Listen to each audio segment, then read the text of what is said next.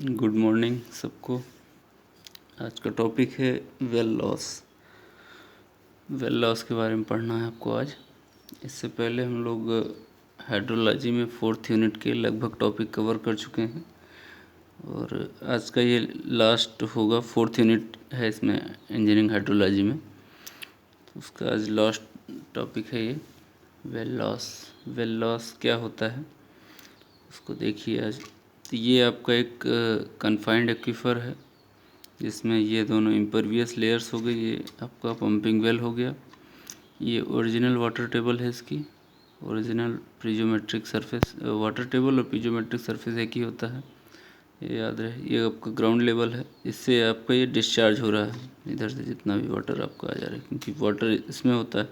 Confined aquifer में क्या होते हैं आपके वाटर्स होते हैं।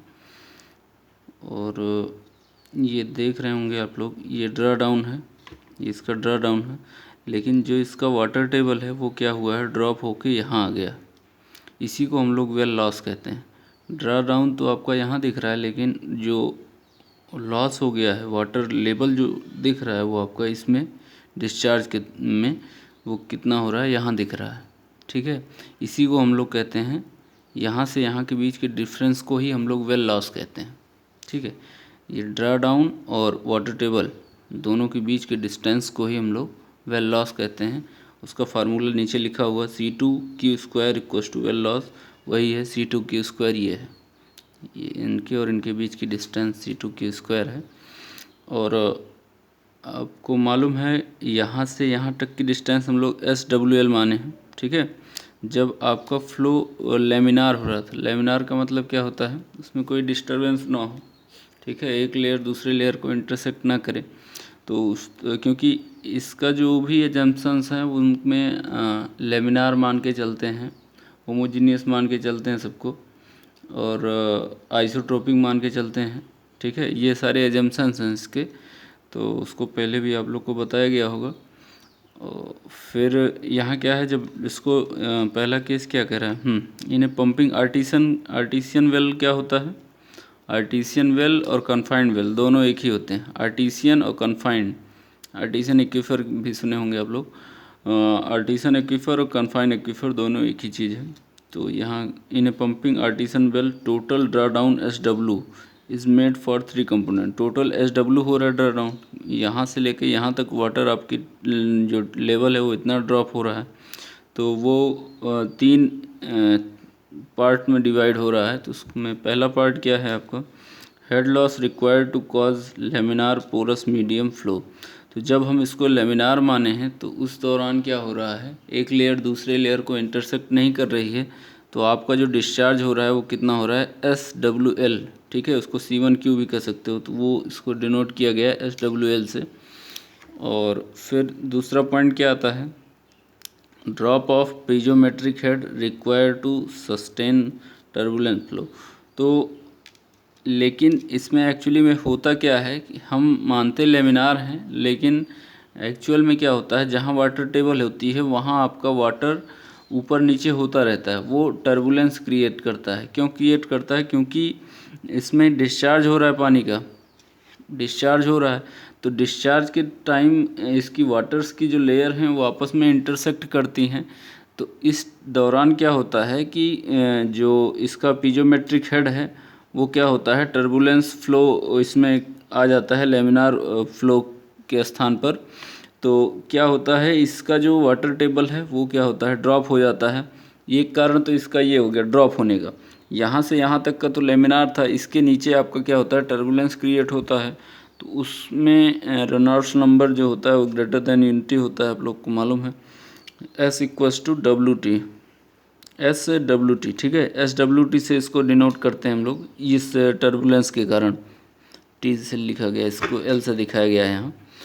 और इसके बाद थर्ड पॉइंट क्या है, head loss through the well screen and casing. Well screen और कैसिंग, अब कोई भी वेल है, कोई भी वेल बनाया आपने, ठीक है, तो वाटर आपका यहाँ तक है। वाटर अगर यहाँ तक होगा तो इसकी जो स्क्रीन है, जो इसकी साइड है, इसमें जो भी पानी आपका एब्जॉर्ब होगा, जो भी वाटर आपका एब्जॉर्ब होगा उसके कारण जो लॉस होता है उसको हम लोग SWC से दिखाते हैं। ठीक है, इसके जो पहला कौन सा हो गया, इसका पहला हम लोग लेमिनार फ्लो के लिए जो भी आपका लॉस हो रहा है उसको फॉर्मेशन लॉस कहते हैं, शुरू में इनिशियल लॉस कह सकते हैं उसको। इसके बाद दूसरा होता है आपका टर्बुलेंस फ्लो के कारण SWT से डिनोट कर रहे हैं, वो हो गया। तीसरा क्या है, इसकी जो साइड्स हैं इसमें भी कोई भी चीज़ बन रही है वो तो थोड़ा बहुत वाटर जो है एब्जॉर्ब करती है, या वाटर यहाँ तक है तो ये धीरे धीरे इधर से आपका पानी का सीपेज भी हो सकता है। ठीक है, तो यहाँ से देख लीजिए ABC 3 पॉइंट हो गए इसके। पहला पॉइंट क्या कह रहा है कि पहला पॉइंट SWL आपका किसके डायरेक्टली प्रोपोर्शनल होगा, डिस्चार्ज के। ठीक है, और अब यहाँ से अगर पूछा जाए आपसे कि टोटल ड्रा डाउन कितना होगा, SW टोटल कितना होगा, SWL plus SW equals to C1Q plus C2Q square. ठीक है, वही लिखा गया यहाँ C1Q प्लस C2Q स्क्वायर। तो यहाँ C2Q स्क्वायर क्या है, आपका वेल लॉस है। ठीक है, ये आपका क्या है, डिस्चार्ज है। Q आपका क्या है, डिस्चार्ज है। C1 क्या है, ये आपका एक्यूफर का कांस्टेंट है। ठीक है, एक्यूफर कांस्टेंट है। ये आपका क्या है, टोटल ड्रा डाउन है SW। ठीक, SW आपका टोटल ड्रा डाउन है। C1 आपका एक्यूफर कांस्टेंट है। Q क्या है, आपका डिस्चार्ज है। C2 आपका वेल कांस्टेंट है और Q आपका डिस्चार्ज हो गया। ठीक, तो वेल लॉस आपका इतना ही है। और इसके बाद हमारा एक टॉपिक और बचता है, इसको भी देख लीजिए। इसके बाद आपकी 4th यूनिट जो है वो कंप्लीट हो जाएगी। क्या है topic, specific capacity. Specific capacity क्या होती है, जब ये कुछ है नहीं ज़्यादा इसमें कुछ, बस इसमें देखना क्या है, discharge per unit draw down Q/SW। ठीक है, Q/SW को हम लोग क्या कहते हैं, स्पेसिफिक कैपेसिटी कहते हैं। जैसे आप लोग थीम्स फार्मूले में, थीम्स का जो फार्मूला था उसमें Q/SW निकाल लीजिए तो क्या निकलेगा, ये आपका क्या कहलाएगा, स्पेसिफिक कैपेसिटी कहलाएगा।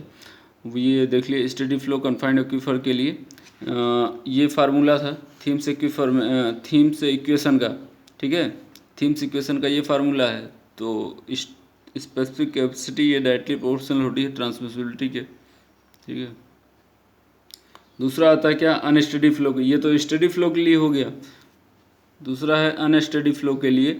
तो इसमें स्पेसिफिक कैपेसिटी कैसे निकालेंगे, इसका हम पहले थोड़ा सा दिखा दें आपको। इसका ये फार्मूला है कूपर जैकब मेथड के अकॉर्डिंग। ये आपका फार्मूला होता है S=Q/4πT natural log of 2.25 capital T small t upon R²S। ठीक है, ये आपका फार्मूला हो गया।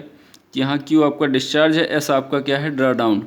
इन्हीं के बीच में Q/S करना है आपको। ठीक है, तो ये आपका फार्मूला हो गया। अब इसमें क्या करना है, इसमें एक चीज़ और ऐड हो जाएगा, क्या, C और क्या होगा, Q², C2Q² लिख सकते हो। तो ठीक है, ये क्या है, C2Q² वेल लॉस होता है। ठीक है, अब क्या करेंगे, यहाँ से Q कॉमन ले लीजिएगा। Q अगर कॉमन लेंगे तो क्या बचेगा, यहाँ 1 बचेगा, यहाँ Q² है तो एक Q बचेगा यहाँ। ठीक है, तो ये Q हो गया, तो Q/SW करोगे तो बाकी चीज़ें सारी उधर चली जाएंगी।